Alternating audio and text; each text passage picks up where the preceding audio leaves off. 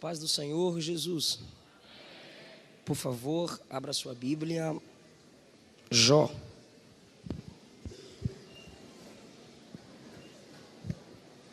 Capítulo de número 11.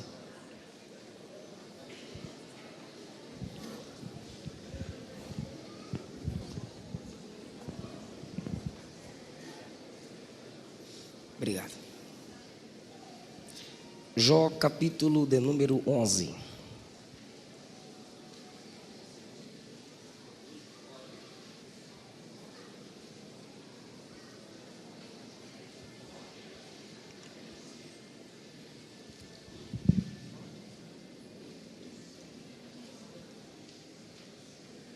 Se você puder manter sua Bíblia aberta, por favor, para a gente ir acompanhando o raciocínio da mensagem, será bem legal, será bem bom.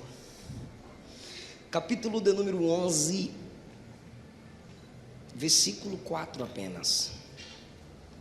Pois tu disseste, a minha doutrina é pura, limpo sou aos teus olhos. Amém. Assentai-nos.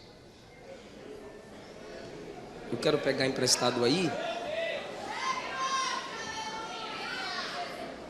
Eu quero pegar emprestado aqui só a palavra doutrina.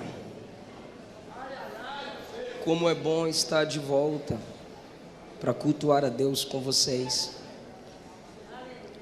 Pastor Neemias, na minha vida, é sinal vivo que Deus realiza sonhos. Várias e várias vezes eu passei por aqui indo pregar no interior e os irmãos sempre elogiando o ministério do Senhor. E eu disse, um dia eu prego aí. Glória a Deus. Pastor José Rodrigues, presidente de honra. Como é bom, pastor, fazer parte da geração que o Senhor inspirou. A todo o corpo de obreiros, que Jesus vos dê graça cada vez mais, cada pastor aqui presente, cada pai, cada mãe. Trago mais uma vez a paz do Senhor da minha liderança, o pastor Darlan. Trago a paz do Senhor da minha esposa. Eu fui pregar em Foz do Iguaçu com ela. E lá ela encontrou o sobrinho, o nenenzinho, e quis ficar lá. Mas eu sei porque, está grávida de 2 meses. Agora nós somos 3. Aleluia. Orem pela minha esposa. Orem por nós. E eu estou aqui lançando o meu novo livro hoje aqui. Olha que top. Olha o tema desse livro, irmão. A cruz de Cristo. Já é presente aqui para o pastor Neemias. Que sirva de instrumentalidade para o seu ministério. Espírito Santo, o agente avivador da igreja. Segredos da liderança de Josué tinha esgotado, voltou. E segredos da liderança de Paulo. Meus livros giram em torno de 25 a 30, mas os irmãos sabem que aqui um é 20, 3 é 50. Queridos, eu quero falar com vocês sobre a doutrina de Jó.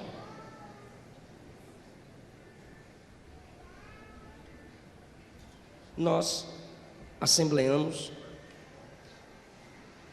ainda somos um povo que valoriza o ensino da palavra. E doutrina é ensino, princípios. Se puder colocar um pouquinho de agudo no meu som, estava melhor quando eu estava lendo, aí abafou um pouquinho, por favor. Doutrina é ensino, princípios. E Jó criou uma doutrina. Ele era um orador, ele era um pregador, ele era um homem de influência, era um homem que conhecia a palavra, praticava a palavra. O próprio Deus deu testemunho de Jó. E no capítulo de número 1, eu aprendo que a primeira lição com a doutrina de Jó é uma doutrina que equilibra prosperidade e fidelidade.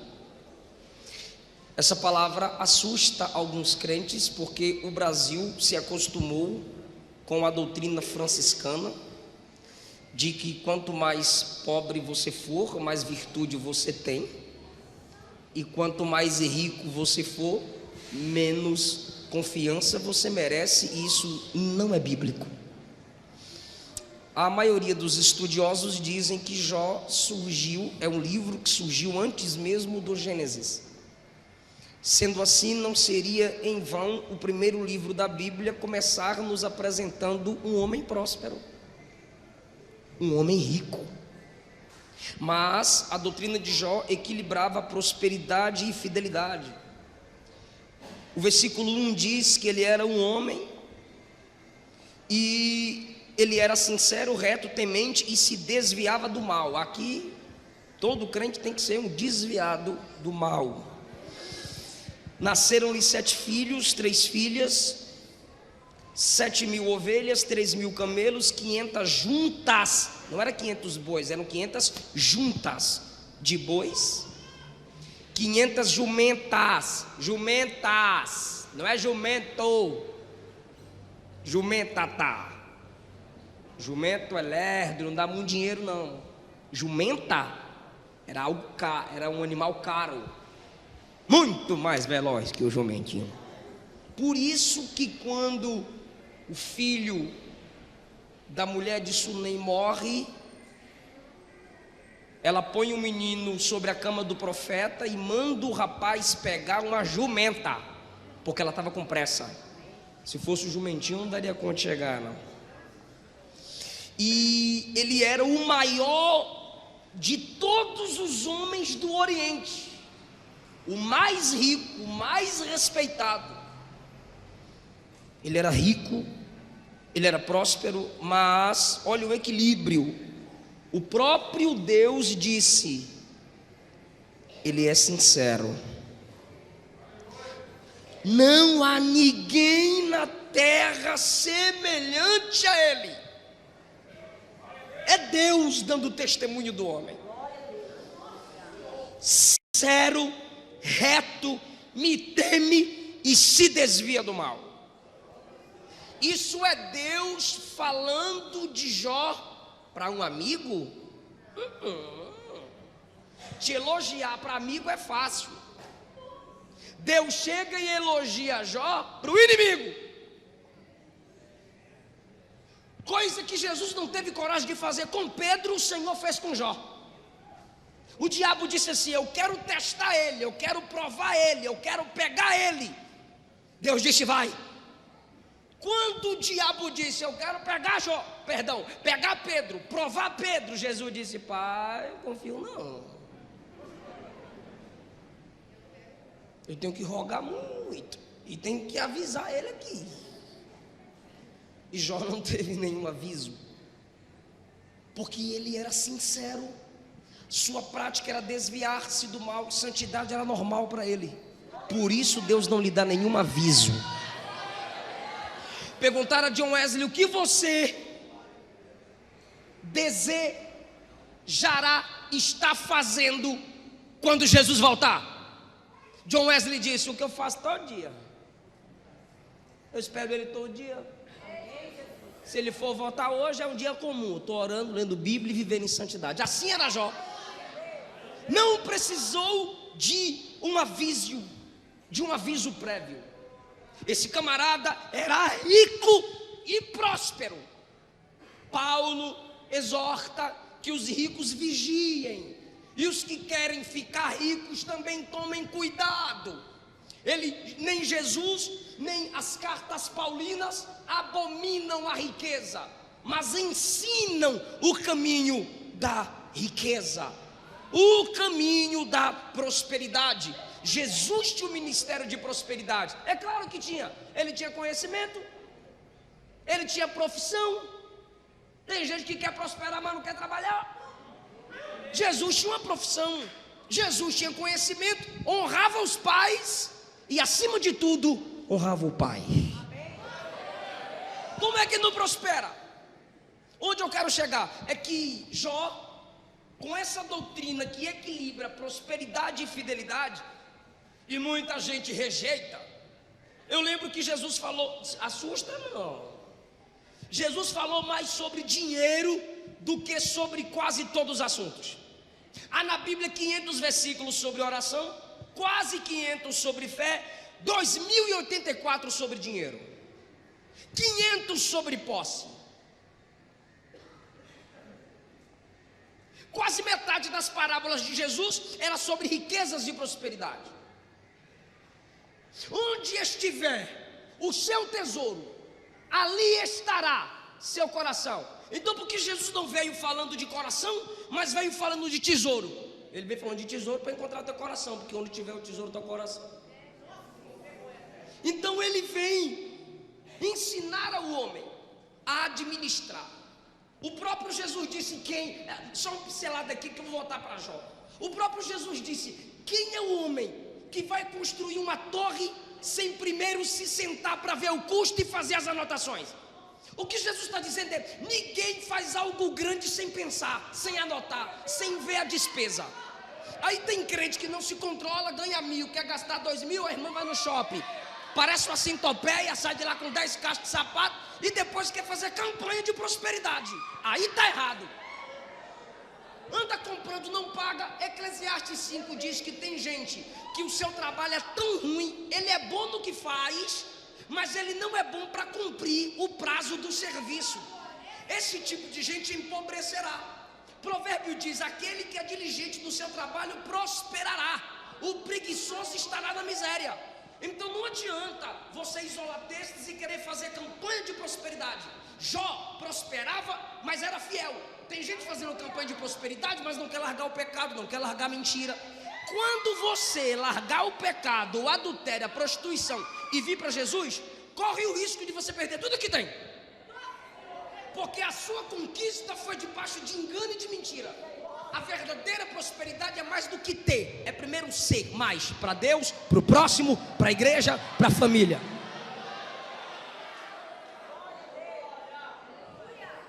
Primeira característica da doutrina de Jó: fidelidade e prosperidade. Segundo, fidelidade apesar da dor. É aqui que entra o que muitos de nós somos contra, porque o ensino da prosperidade desequilibrado diz que você não pode aceitar a luta, não pode aceitar a dor, não pode aceitar o sofrimento. Se o nosso Senhor sofreu, quem somos nós para dizer não aceita? Então Jó, sua doutrina mostra que ele é fiel apesar da dor. Não estou dizendo que o evangelho é masoquismo, não. Felicidade com a dor, não. É apesar da dor. Perceba, versículo de número 21. Jó disse: não saí do ventre de minha mãe, não tornarei para lá. Deus me deu, Deus tomou, bendito seja o nome do Senhor. Ele está falando essas palavras depois que ele recebe a notícia de que tudo que ele tinha foi destruído. Então ele é fiel na adoração em meio à dor. O capítulo 13, versículo 15, ele disse assim: ainda que ele me mate, eu esperarei nele. Olha que doutrina desse camarada: prosperidade e fidelidade. Fidelidade apesar da dor. Ou seja, o diabo disse a Deus: Jó não te serve em vão. Está aí no versículo 9 e 10 do capítulo 1. Porventura Jó te serve em vão? Tu não cercaste ele de bênção, cercaste a casa dele com bênção, e tudo aquilo que ele tem, as obras das suas mãos. Por favor, diga: obras das suas mãos. Sabe o que é obra das mãos? Trabalho. As obras de suas mãos abençoaste, e o seu gado está aumentado na terra, não tem mais espaço. Estende a mão, toca tudo quanto tem, e ele vai blasfemar. Essa é uma doutrina satânica. Eu estou com Deus enquanto eu tenho, eu estou com Deus enquanto Ele me serve. A doutrina satânica é: eu quero me servir de Deus para servir o dinheiro. Mas a doutrina bíblica é: usarei o dinheiro para melhor servir a Deus. Jó está sendo acusado de que só serve a Deus pelo que Deus dá. Eu repito, só serve. Todo mundo aqui serve a Deus pelo que Deus dá. Não venha com essa de santidade não. Eu sirvo a Deus pelo que Ele é. Mentira. Todo mundo aqui serve a Deus pelo que Ele faz. O que Ele disse? O que a Bíblia diz? Nós o amamos porque Ele nos amou primeiro. Se Ele não me amasse, eu não amaria Ele. A Bíblia diz: até o desejo de adorar vem de Deus. Eu estou adorando aqui porque até o desejo de adorá-lo vem dele. Por quê? Porque nenhuma adoração voltará para ele sem antes vir dele. Por isso a Bíblia diz: porque dele fonte, por ele processo e para ele destino são todas as coisas. Se não vem dele, não vai voltar para ele. Então todos nós estamos aqui pelo que ele fez na cruz. Estamos aqui pelo que ele faz, a igreja. Estamos aqui pelo que ele faz, o Espírito trabalha em nós. Agora, errado é você servir a Deus só pelo que ele faz. Aí é errado. O que o diabo está dizendo a Deus é que Jó o serve só pelo que ele faz. Isso é mentira. Aí o Senhor diz assim: vai lá e toca. O diabo estende a mão e Jó, os irmãos sabem, continua fiel apesar da dor. Jó tem uma doutrina interessante. Capítulo 1, versículos 5 e 6.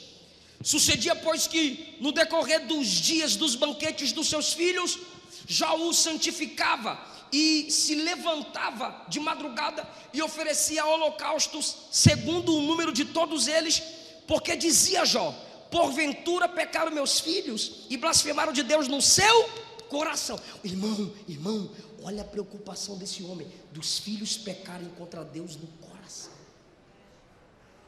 Ele nem precisava ouvir, ele nem precisava ver. Ele dizia: se eu não ouvir ele pecar, se eu não vi ele pecar, se eu não ouvir ele pecar, eu acho que eles pecaram do coração. Se eles fizeram ou não, deixa eu me antecipar e vou santificar meus filhos. E como é que Jó santifica seus filhos? Oferecendo sacrifício, porque era o modo do culto antigamente, a vítima inocente para justificar o culpado.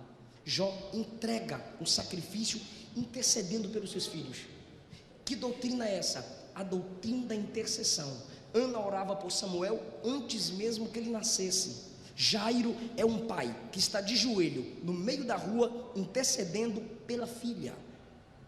A mulher Sirofenícia é uma mulher que se prostra no meio da rua, é chamada de cachorra, é humilhada publicamente, intercedendo pela filha. Se os pais orassem mais pelos seus filhos, eu acredito que eles iriam mais longe. A questão é que tem muitos pais que se ajoelham pelos seus filhos, mas não se ajoelham com. Tem muitos pais que oram pelos seus filhos e não deixam seus filhos vê-los de joelhos. Eu tenho hoje a prática de orar porque eu via minha mãe de joelho. E a criança, filhos são páginas em branco. O que se escreve ficará gravado. Então Jó intercedia pelos seus filhos. O que é interceder? Essa doutrina precisa ser resgatada.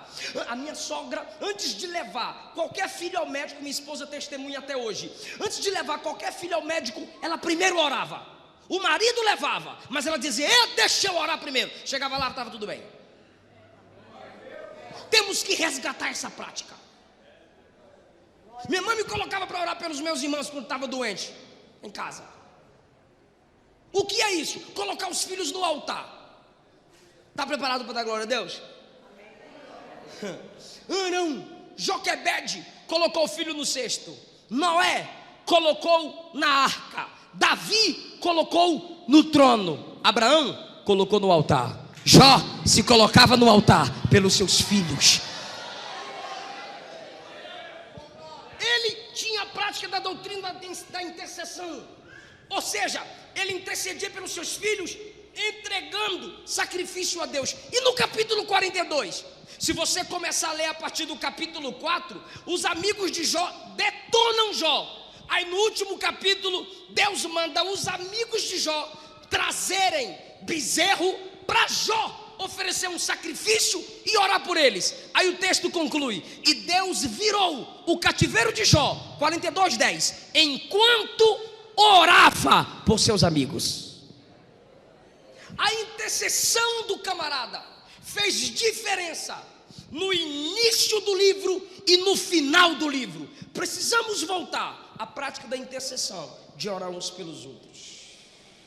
Agora essa doutrina de Jó: primeiro, fidelidade e prosperidade; segundo, fidelidade apesar da dor; terceiro, doutrina da intercessão; quarto, essa doutrina de Jó eu acho maravilhosa, principalmente sabe, aqueles pregadores de quebra de maldição, que pega textos isolados e às vezes fica só por um viés. Tem que ter toda uma mensagem completa para que a igreja compreenda isso.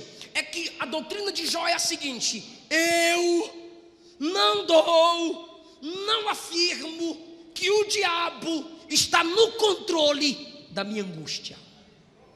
Eu não estou dizendo que o diabo não gera angústia, ele gera. Eu não estou dizendo que o diabo não gera dor, ele gera. Ele é destruidor. Ele não quer a paz do homem, ele não quer a alegria do homem. Vou fazer uma pergunta e você responde: quem subiu para acusar Jó? Já está com medo, irmão? Quem subiu para acusar Jó? Quem tirou tudo de Jó? Quem feriu o coração de Jó? Me ajuda. Quem lançou flechadas em Jó? Quem destruiu todo o rebanho de Jó? Jó nunca disse isso.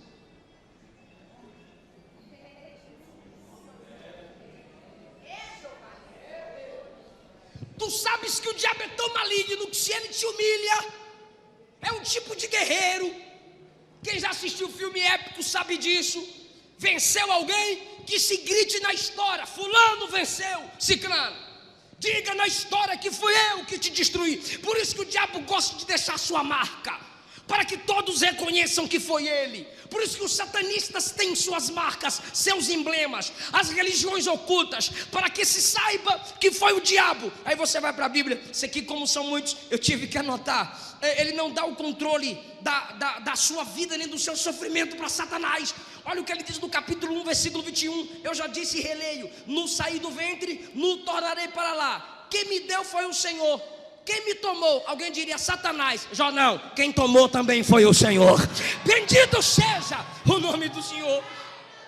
Capítulo 6, versículo 4, olha o que Jó disse: as flechas do Todo-Poderoso estão em mim. O diabo está dizendo: sou eu, rapaz, que você nada. Você continua servo de Deus, então foi Ele que permitiu, é Ele que está no controle da minha vida. Os terrores de Deus se armam contra mim. Aleluia. Capítulo 9, versículo 24, Jó disse assim: a terra é entregue nas mãos dos ímpios, Deus cobre o rosto dos juízes. Olha essa pergunta de Jó, capítulo 9, versículo 24: se não é Deus, quem é? Meu Deus do céu, eu vou repetir. O capítulo 9, Jó vai detonando com o diabo. Jó diz assim: o homem faz porque Deus deixa fazer. Aí o diabo está dizendo: fala de mim. Jó se levanta e diz: se não é Deus, quem é? Se não é Ele, quem é? Se não é Ele, quem é? Aleluia. Olha o capítulo 12, a partir do versículo 7, ele arrebenta. Ó doutrina arrebatadora. Olha o que Jó diz: pergunta os animais, e cada um deles te ensinará. Ele está dizendo: o diabo não vai ensinar nada. Na minha doutrina o diabo não ensina não. Pode perguntar para bicho, que bicho sabe. Fala com a terra e ela te ensinará. 9. Quem não entende que todas essas coisas foi Deus que fez? O diabo não fez nada na minha vida, não. Olha o versículo 10: na sua mão está a alma de tudo quanto vive, o espírito de toda a carne humana. Ele derruba e ninguém levanta, quem ele prende, ninguém liberta. Com ele está a força e a sabedoria. Seu é o que erra, seu é o que acerta. Rapaz, olha o que ele diz no capítulo 19, versículo 6: saibam agora que foi Deus que me transtornou, e sua rede me cercou. Então, o crente imaturo. Os irmãos, os meninos, os homens estão perseguindo eu. Aí chega um espiritualista. Isso é coisa do capeta. Isso é coisa do diabo, irmão. Faz umas campanhas de sal, de rosa, de água. Isso é coisa do capeta. Aí chega para tu e diz assim: tá amarrado. Caia, mas eu quero o diabo amarrado em mim, amarra em tu. Repreende. Só que aí chega o crente espiritual e maduro. O homem te feriu? Feriu. Foi o diabo que usou ele? Foi. Quem é que está acima do homem e acima do diabo? É Ele quem está no controle da sua vida. É Ele que está no controle da sua história. E Ele me manda dizer a alguém aqui: no final dessa prova você vai entender. Aleluia! Se você ler João capítulo 11, sem pesquisar os originais, você se assusta. Porque Jesus diz assim: essa enfermidade não é para a morte, mas Lázaro morre. Aí você diz: Jesus mentiu. Pois bem, temos que buscar a tradução correta. Essa enfermidade não é para a glória da morte.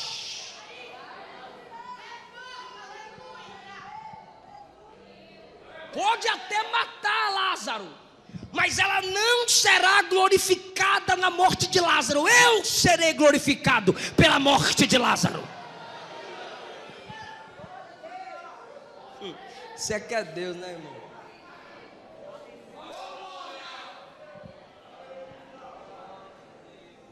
Quinto lugar, a doutrina de Jó. Família, prioridade. Deus, exclusividade. Capítulo 2, versículo 9. Sua mulher disse: tu ainda retens a sua sinceridade. Sabe o que ela está dizendo? Tu vai continuar crente mesmo, meu bem. Por favor, entenda, eu não estou aqui acusando a mulher de Jó, porque Deus não dá testemunho da força dela. Deus dá testemunho da força dele. E quem é casado sabe que a mulher sente mais do que o homem, porque ela sente por ela e por ele. Ele disse, o próprio Jó disse, que o bafo dele afastava ela dele. Bichos saíam da carne dele. Mas você vê na Bíblia que Deus deu outros filhos, deu outro gado, outras ovelhas, outras jumentas, mas não deu outra mulher.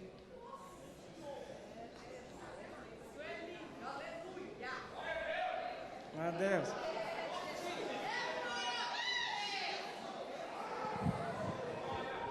Ela ficou firme, porque na fraqueza dela, ele a corrige. Só que ela diz assim: você ainda vai ser crente? Eu não vou pastorear mais não, pastor. Por quê? Minha esposa está fraquinha. Vou pregar mais não. Vou fazer a obra mais não. Vou para a igreja mais não. Minha esposa não quer ir. Se ela não quer vir, vem você.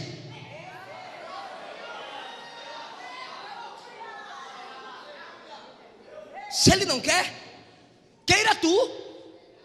Nabal desonrou Davi. A esposa Abigail disse: eu vou honrar Davi. Se ele não toma atitude, ela toma. A família escapou. Davi ia matar todo mundo, irmão, porque Davi era pior que Saul para matar, viu? Não venha com essa não. Davi disse: eu vou lá agora e matar todo mundo. O homem com fome, cai fora. Davi disse: eu estou com fome, vou matar todo mundo. Se não fosse, ele já estava no caminho. Abigail veio na frente. Então, se Davi não fez, ela fez. No caso de Jó, se ela não faz, Jó faz. Desvia, meu bem. Amaldiçoa. Alguns dizem que a tradução aqui é o contrário, né? Abençoa. Mas tem uma pergunta dela: ainda retens a sua integridade? Tu vai continuar crente? Tu vai continuar justo? Ele olha para ela e diz assim: como fala qualquer louca. Olha a doutrina, olha a doutrina.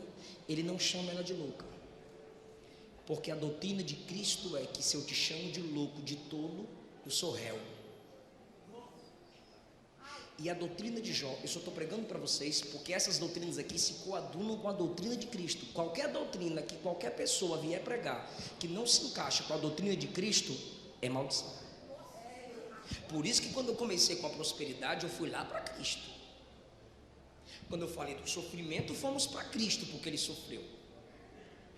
Aí agora, preste atenção, que ela questiona a integridade dele, porque ele está na prova, ele está na luta, e não é fácil mesmo não é fácil. Aí ele diz assim: como fala uma louca, fala tudo, receberíamos o bem de Deus, e não receberíamos o mal. Olha só, em tudo isto 10, Jó não pecou com seus lábios, diferente de Adão. Adão, porque você pecou, a mulher que tu deu para eu, então o culpado é tu e ela, porque foi o Senhor que me deu ela. Jó diz: eu vou continuar justo apesar da minha mulher não ter a mesma força que tenho. Então, queridão, o negócio não é orar para Deus te dar outra mulher, é orar para você ser o melhor marido com essa mulher que Deus já deu para você. Senhor, me dá uma mulher melhor. Não, é tu que tem que ser melhor com a esposa que Ele já te deu.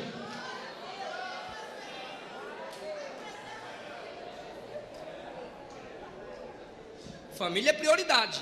Ele escutou ela, ele aconselhou ela, ele permaneceu com ela e ela permaneceu com ele. Mais do que palavras, o que vale é atitude. Na prosperidade ele não a abandonou, ele teve tudo de volta. Ele é o que é mais citado, mas ela continuou lá. Ou seja, a família foi prioridade, mas Deus, exclusividade. Ele não desonra a Deus por causa da fraqueza da mulher. Jó ensina que o homem é passageiro. Por isso você deve aproveitar as oportunidades. Por isso você não pode, jovem, ficar acordando tarde, preguiçoso. Tem que estudar, você tem que acordar cedo. Você tem que dormir tarde estudando e acordar cedo, trabalhar e estudar. Porque, pastor Neemias, os camaradas querem tirar onda com 20 anos de idade, cabelo de moleque, carro rebaixado, roda mais cara que o carro. Com 15 anos o senhor levantava às 5 horas da manhã. Eu vos prego hoje para trabalhar. Eu vos prego hoje, Brasil fora do Brasil, tenho livros escritos, estou integral no ministério, co-pastor em um canto, mas eu já vendi caldo de cano na praia. Olha o caldo de cano de crente. Já vendi peixe, eu sou de Ilhéus, Bahia, meu pai é pescador, meu pai trazia o peixe. Se eu com 29 eu sou desse tamanho, imagine com 10 anos vendendo peixe, os peixes arrastando tudo na rua assim, que era cada peixão. Olha o peixe, o povo comprava por pena, irmão, que o peixe chegava cheio de terra, porque arrastava nas ruas. Já vendi livro em porta de igreja sem ser meu, não tinha agenda como tem hoje, ia para os congressos para vender livro, ligava para os pastores oferecendo o livro para vender, primeiro eu lia, depois empacotava e vendia. Eu comprava para vender e lia, não tinha condições de ter para vender e para mim. Já trabalhei no Lava Jato, pastor Eduardo, lá em Brasília, me colocou para morar no barraco de fundo e disse: você trabalha no Lava Jato de segunda a sexta, prega sábado e domingo, um domingo por mês você prega na minha igreja, e de segunda a sexta você trabalha no Lava Jato e eu te dou moradia atrás. Fechou, de boa. Então trabalhava no Lava Jato um período, estudava, tive que deixar de estudar para trabalhar, ajudar minha família na Bahia, depois tive que fazer supletivo. Porque tem uns folgados aí que está deixando a esposa com fome, filho com fome, dizendo que Deus chamou para a obra. Primeira igreja é sua esposa e seu filho.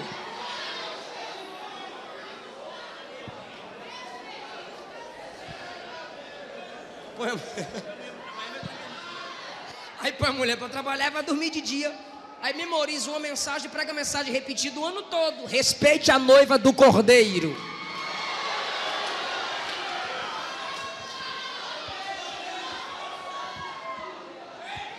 Deus me deu essa palavra à tarde lá no hotel. Estou achando ela forte, irmão.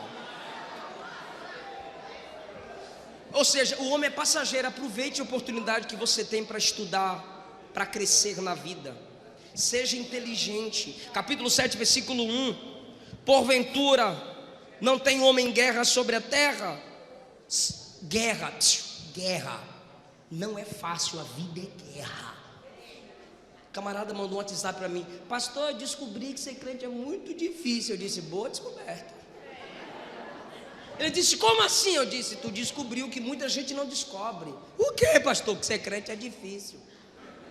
Olha o que Jó diz: porventura não tem homem guerra sobre a terra? O que o Senhor falou de Jacó? Lutaste com os homens e com Deus. O que é lutar com homens? Estudar, trabalhar, ser o melhor funcionário da empresa, ser o melhor aluno da sala. Isso é lutar com os homens.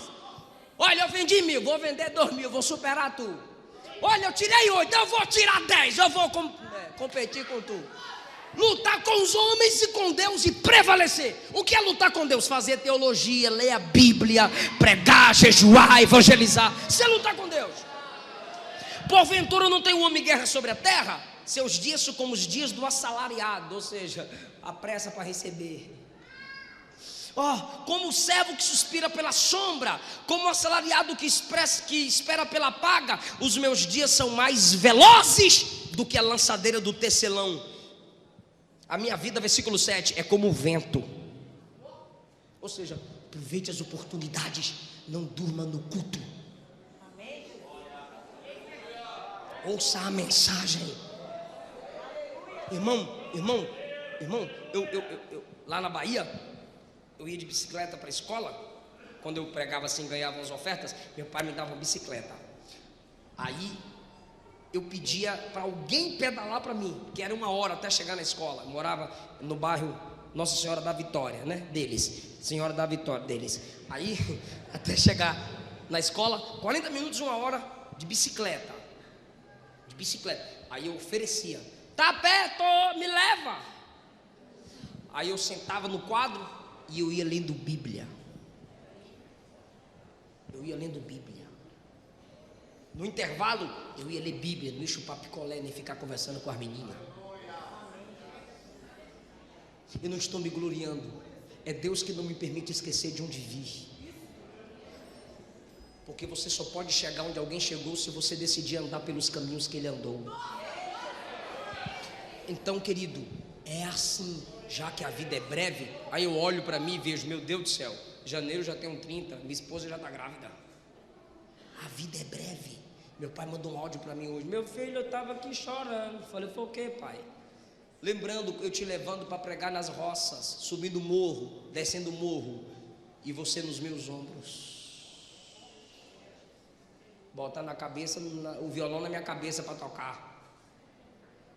Sua mãe te levando a pregar nas roças, e ela colocava uma sacola no seu sapato, para você não sujar a igreja de tábua e piso vermelho. Aí andava na lama com sacola no sapato, escorregando, mas era para não sujar a igreja.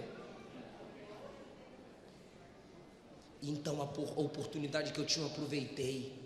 Eu morei sozinho em Brasília 10 anos, saí da Bahia com 12, morava em cima da igreja no bairro do Pessu, num quartinho, estudava a Bíblia de meia-noite às 4.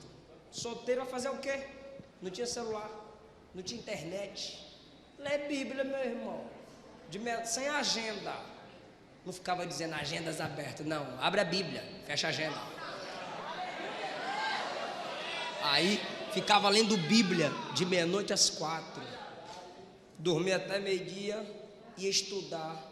Depois arrumei um emprego no Lava Jato, melhorou.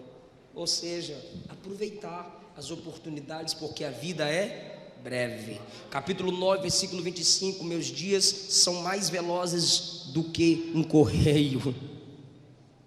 Passam, versículo 26, como navios veleiros, como a águia que se lança a comida. Tu já viu uma águia dando aquele voo para pegar um peixe?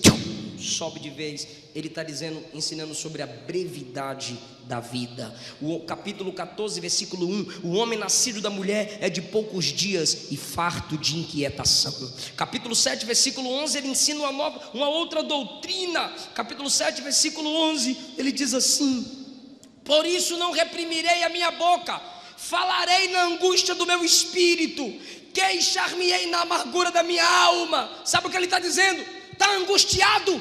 Fale. Está amargurada? Fale. Deixa a irmã falar, maridão. Um jovem estava noivo, mandou para mim: pastor, vou terminar com essa menina. Falei: por que, frouxo? Ele disse: ela fala demais.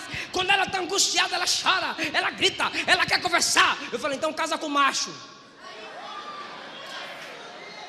Porque se a mulher não fala, ela fica cancerosa. Se ela não fala, a dor aumenta cada vez mais. Muitos afirmam que câncer são bolinhas de emoções engolidas. O que a carta diz? Quem está triste, chore. Quem está alegre, cante. O que a Bíblia diz? Jeremias 33:3: clama a mim, eu vou te responder. Sabe o que é clamar, irmão? Não é você entrar no quarto. Não. Se você está com a dor travada, grita: Jesus, eu vou desviar, me ajuda. Tem dia que meu pastor chega no culto de doutrina com a cara fechada. Aí eu disse: ih, meu Deus do céu, complicou. Aí ele olha para mim: dirige o culto, vou pregar não. Aí eu dirijo o culto: prega aí, vou pregar não. Estou nervoso aqui. E chora, e e fica de joelho, e clama, chega antes de todo mundo para orar. Por quê? Porque pastor não é herói. Você, porque é crente, não é máquina. É para gritar, é para chorar, é para pedir ajuda. Pede ajuda, conversa, abre a alma. Mas não fica botando no Facebook se sentindo triste. Não, vai conversar com alguém, face a face. Grita para Deus em oração. Eu sinto a presença de Jesus aqui. Você vai lá no psicólogo, que não é pecado ir no psicólogo. Para de demonizar a psicologia. A gente não pode espiritualizar a psicologia, mas também não pode demonizar. Aí você chega lá e ele vai dizer assim: fala tudo. Ela vai dizer: fala tudo. Aí tu fala tudo. Aí quando tu chega em casa, tu abre a Bíblia na carta de Pedro. Aí diz assim: lança sobre ele toda a sua ansiedade, porque ele tem cuidado de vós. É como se Jesus estivesse dizendo: tá vendo? A mesma coisa que o psicólogo falou para tu, eu já tinha dito. Fala tudo para mim. É sério. Fala com ele. Conversa com ele. Não deixe o diabo destruir sua vida, não. Quem está entendendo essa palavra? Uma outra doutrina de Jó: não peque com a sua boca. Não peque contra Deus com os seus lábios. Capítulo de número 2, versículo 10. Como fala qualquer louca, falas tu: receberemos o bem, não o mal. Em tudo isto, Jó não pecou com os seus lábios. Capítulo 27, versículo 4. Ele disse assim: os meus lábios não falarão iniquidade, nem a minha língua pronunciará engano. Ei, Jesus disse que Deus trará a juízo todas as palavras que saírem da nossa boca. Lembra daquela musiquinha? Cuidado, boquinha, com o que fala. Cuidado, boquinha. Quer cantar não, né? O Salvador do céu está olhando para você. É, minha mãe ficava lá: canta aí. Eu não gostava de hino de criança, irmão. Só queria cantar o Zé de Paula, hino de velho. Cuidado, ninho com o que vem. É sério. Não saia da vossa boca nenhuma palavra torpe. Sabe o que é torpe ali? Podre, que vem de peixe podre. Não xingue. Respeite seus pais. Peça perdão pelas palavras malditas. Peçamos perdão. Eu também estou incluso por nossas palavras feias, malditas, pecaminosas. Que o Senhor purifique nossos lábios, para que possamos entrar no seu santuário. Estou encerrando essa doutrina de Jó do capítulo 28, por favor. Valorize a sabedoria. Versículo 12, a seguir: onde se achará a sabedoria? Onde está o lugar da inteligência? O homem não lhe conhece o valor, não se acha na terra dos viventes. Aí alguém diz assim: o abismo tem, e o abismo diz: não está comigo. O mar diz: também não está comigo. 15, não se dará por ela ouro fino, nem se pesará prata em câmbio dela. Não há dinheiro que pague a sabedoria. Qualquer preço que você pagar para ter conhecimento é pouco. 16, nem se pode comprar por ouro fino de Ofir, nem pelo precioso ônix, nem pela safira. Com ela não se pode comparar o ouro ao cristal. Ou seja, é melhor ter a sabedoria do que ouro e cristal. Nem se trocará por joia de ouro fino. Ela faz esquecer o coral e as pérolas, porque a aquisição da sabedoria é melhor do que a aquisição dos rubis. Não se igualará o topázio da Etiópia, nem se pode comprar por ouro puro. De onde vem a sabedoria? Onde está o lugar da inteligência? Ela está encoberta aos olhos de todo vivente e oculta as aves do céu. A perdição e a morte dizem: eu ouvi com os meus ouvidos a fama da sabedoria. Até a morte já ouviu falar da sabedoria. 23, Deus entende o caminho da sabedoria. Ele sabe o lugar da sabedoria. Ele vê as extremidades da terra, tudo que há debaixo do céu.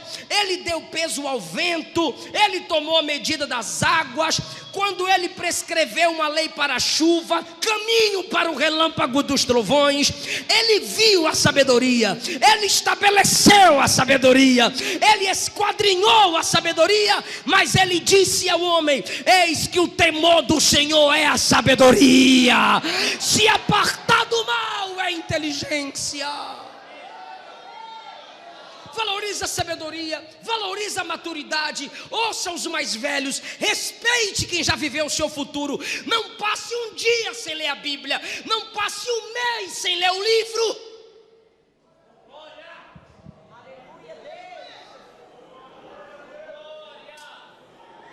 Já tem uma outra doutrina: cuidado com o seu olhar. Fala comigo toda a igreja: cuidado com o olhar. Olha o capítulo 31, versículo 1: fiz concerto com os meus olhos, como eu os fixaria numa donzela, numa virgem. Como eu vou fixar o meu olho na mulher que não é minha? Ele está falando de um olhar cobiçoso, por isso ele fala do fixar. Porque o primeiro olhar pode ser inevitável, mas é o segundo olhar que dá asas à imaginação. E o resultado ele diz: qual seria a porção de Deus para mim? Qual seria a herança do Todo-Poderoso para mim? Isso seria perdição e desastre. 4, ele está vendo os meus caminhos, ele conta os meus passos. Olha o versículo 9, meu Deus do céu. Olha o que ele diz no 9: se o meu coração se deixou seduzir por uma mulher, ou se eu andei rondando a porta do meu próximo. Sabe o que é isso? Dando em cima da mulher dos outros, elogiando a mulher do outro. Então moo a minha mulher para outro, ou seja, que ela trabalhe para outro. O versículo 10 é assustador, mas está escrito, eu vou falar, estou nem aí. E os outros se encurvem sobre ela. Sabe o que ele está dizendo? Gente, é assustador. Se eu desejei outra mulher, que outro homem se deite com a minha esposa. É um camarada ter muita certeza da integridade dele. Ele chegou a dizer que Deus me prove no fogo e eu sairei como ouro. Eu vou derreter, mas eu não vou perder o valor. Eu vou derreter, mas eu não perco meu brilho.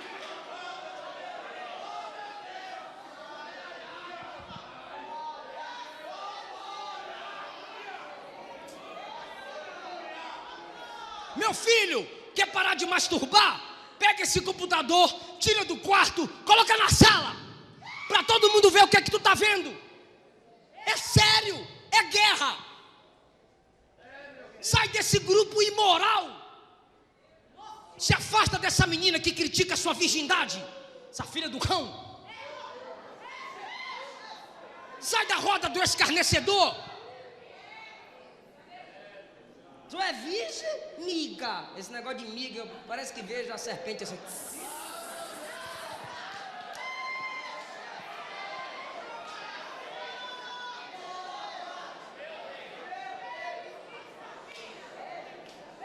Sou pura.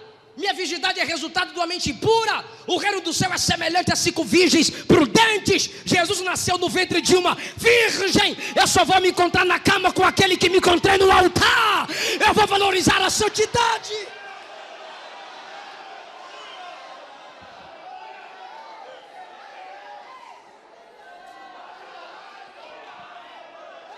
Aleluia. Jesus disse: se teu olho te faz pecar, arranca. Jesus disse: aquele que olhar para uma mulher e desejá-la no teu coração, já adulterou com ela. A doutrina de Jó vai encaixando com as doutrinas de Cristo. Mas tem umas irmãs também que não ajudam os meninos. A espada está afiada, é os dois lados. Tu dá glória quando os meninos apanham. Mas tu vem para a igreja 3 em 1, irmã. Jezabel, Dalila, mulher de Potifar.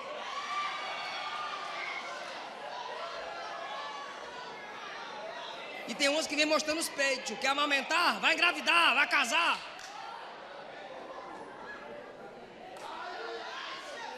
É porque a mulher não é levada pelo que vê, mas o homem é. E Jesus disse: ai daquele de onde provém o escândalo. O que é escandalizar? Tropeçar. Se alguém se escandaliza pelo seu modo de se vestir, Deus vai responsabilizar tu. Casa, outro, tem gente me xingando na internet, mas tô nem aí. Outro caso, tu termina esse namoro na porta da minha igreja. Ainda bem que ela terminou o namoro, Stephanie. Eu falo mesmo. Se ela estivesse namorando, eu não falaria o nome. Ah, pastor, tá namorando. Cadê o cabra? Aqui. Cabrão fortão. Casar, né? Não, casar não. Casar.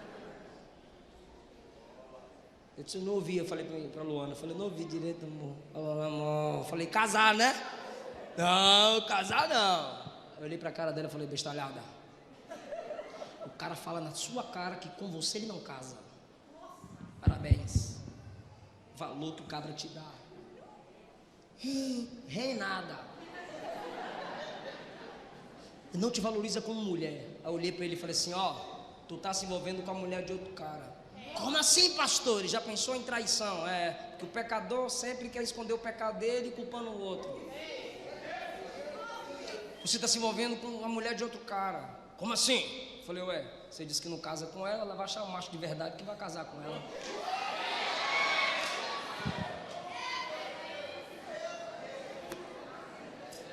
Crente assume um compromisso para casamento.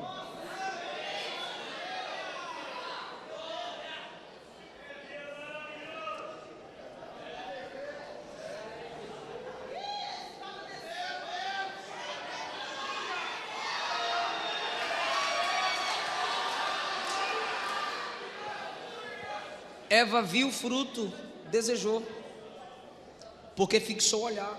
Acã viu a capa, a prata, fixou o olhar, desejou. Davi viu Batseba, né? A irmã banhar bem naquela hora com tudo aberto, né, irmãzinha? Fecha os negócios, mulher. Aí viu, desejou. Tem que ter cuidado com mulher, é sério, tem que baixar a cabeça mesmo. Tem que baixar a cabeça. A esposa tem que virar a cara dele assim: olha pra cá, meu bem, eu sou mais bonita. E último lugar, em nenhum momento eu disse que a doutrina de Jó é perfeita, porque a doutrina perfeita é a doutrina de quem? De Cristo. A doutrina de Jó precisou de aperfeiçoamento, mas acredite, ele aperfeiçoou. Olha o que ele diz no capítulo 14, versículo 4: quem do imundo tirará o puro? Ele poderia deixar só a pergunta, mas ele chega e afirma: ninguém. É porque ele não conhecia a graça que conhecemos. Olha lá. Quem do imundo tira o puro? Ele poderia deixar só a pergunta, mas ele afirma: ninguém! A questão é o conhecimento que ele tem. Se essas doutrinas que ele tem, que ele deu a nós, ele ainda tinha um conhecimento limitado, imagine se não tivesse. Mas a gente sabe que tem um que tira o que é bom de quem é mau. Oh, glória! A graça torna miseráveis pecadores em filhos do reino. Nós não teríamos paciência com Pedro, ele acreditou até o fim. Nós não chamaríamos Judas de amigo, ele chamou. O ladrão na cruz juntou-se ao outro e disse: salva nós aí. Sabe a oração de ladrão, né? Salva nós também, desce daí e tira nós. Os dois acusavam Jesus, mas um deles se arrependeu e disse: Senhor, lembra de mim quando entrares no teu reino. Se fosse Jó, ele não veria nada puro naquele imundo. E ele diria: tu vai para o quinto inferno, tu estás me minando na estante, agora que é meu reino. Tu vai para o inferno de cabeça para baixo, Satanás. Ou seja, uma doutrina limitada. Mas só a graça tira o que é puro de quem é imundo. Hoje estará comigo no paraíso. Aleluia!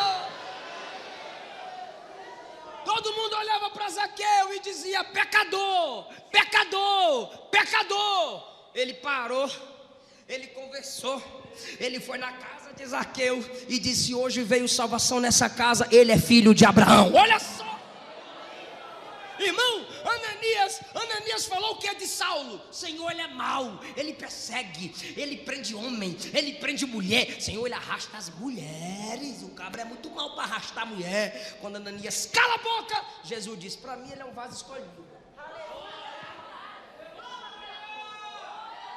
Porque é a graça manifestada. Ele tira pureza do imundo. Não importa quem você foi, não importa seu passado, a graça gera em você algo bom para dar glória ao nome dele. Quem está sentindo a presença de Deus nessa palavra? Aleluia!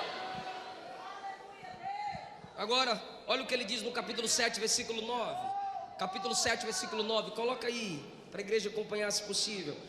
Assim como a nuvem se desfaz e passa, assim é aquele que desce à sepultura, nunca tornará a subir. Ele está dizendo: não ressuscita mais não, vai levantar mais não. Capítulo 7, versículo 16. A minha vida abomino, pois não viveria para sempre. Aí Jesus chega e diz: a vida eterna é crer no Pai e em mim.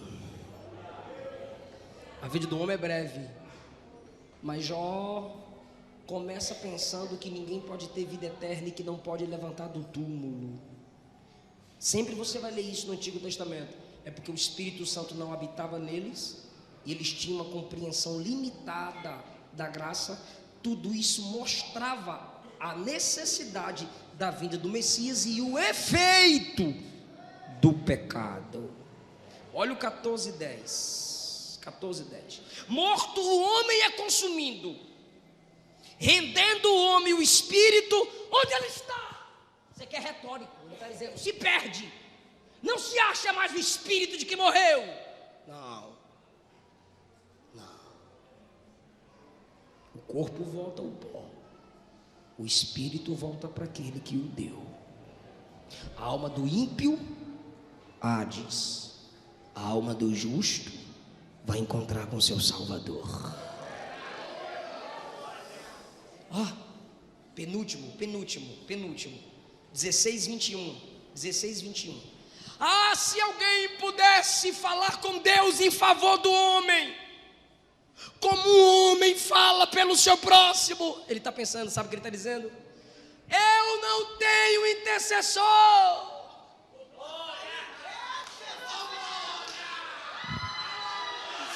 Eu não tenho advogado. Não Não tem ninguém para chegar a Deus e falar por mim. Mas a igreja tem, a igreja tem. João escreveu: filhinhos, não pequeis, mas se pecardes, temos um advogado junto ao Pai, Jesus Cristo, o justo. Quem pode dar glória ao nosso intercessor? Paulo disse: ele é o único mediador entre Deus e os homens. O diabo nos acusa aqui, mas tem o Espírito Santo intercedendo, e tem Jesus dizendo: Pai, eu morri por ele, eu paguei o preço por ela. Oh, glória. Em último lugar, ele disse: o homem desce à sepultura e não sobe. Ele disse: a carne do homem se desfaz. O homem é como nuvem que passa, é como erva que se acaba, nunca mais se erguerá, nunca mais se levantará. Mas parece que no capítulo 29 ele recebeu uma unção. Parece que no capítulo, 19, ele recebeu uma unção. Parece que no 19 ele recebeu uma revelação, porque agora ele se corrige. Ele disse: desceu a sepultura, não sobe. Ele disse: desceu a sepultura, está tudo acabado. Ele disse: morreu, já se acabou. Mas no 19 ele diz assim: quem dera que alguém escrevesse minhas palavras agora. Pega um livro aí e escreve. Aí alguém, tá, eu vou escrever, fala aí. Ele diz assim no 24: quem dera que com pena de ferro e com chumbo o que eu vou falar agora fosse gravado na rocha. O que eu falei antes esquece, mas o que eu vou falar agora é para colocar na rocha. O que é que você quer que a gente escreva na rocha, Jó? Eu sei que o meu Redentor vive. Aleluia! Aleluia! Se prepara para dar mais glória a Deus. Em breve se levantará. Agora olha o 26. Olha o 26. E depois da minha pele ser consumida, eu vou levantar e vou ver Deus face a face. Eu vou levantar e verei Deus. Quem pode ficar em pé para dar glória ao Cristo que é a doutrina perfeita?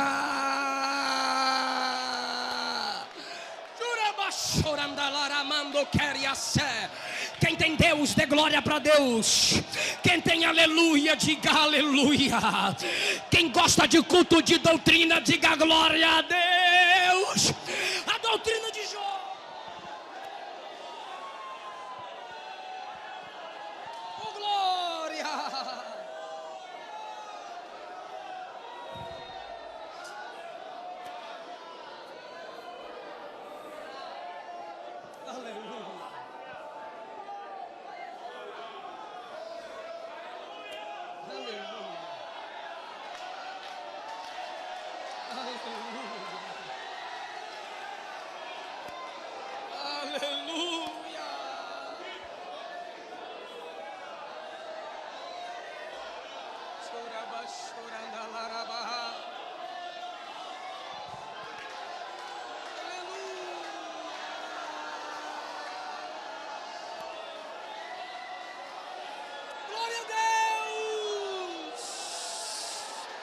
O teu Redentor está vivo e te escuta. Em meio à prova, Jó deixou essas lições para nós. Essa prova que você está passando, você vai influenciar muita gente, vai mudar muita gente.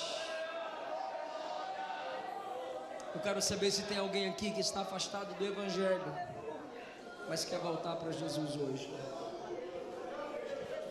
Eu quero orar por você que se afastou do Evangelho. Vem cá na frente, eu quero orar por você que se afastou do Evangelho. Você que não é evangélico, eu quero orar por você. Você que se afastou do Evangelho, deixa eu orar por você aqui. Você que não é evangélico, deixa eu orar por você aqui. Alguém vai te convidar para vir aqui à frente, não diga não. Vem com essa pessoa. Vem com esse irmão. Vem com essa irmã. Deixa a gente orar por você. Deixa a gente orar por você. não temos ninguém, eu agradeço essa rica oportunidade em nome de Jesus.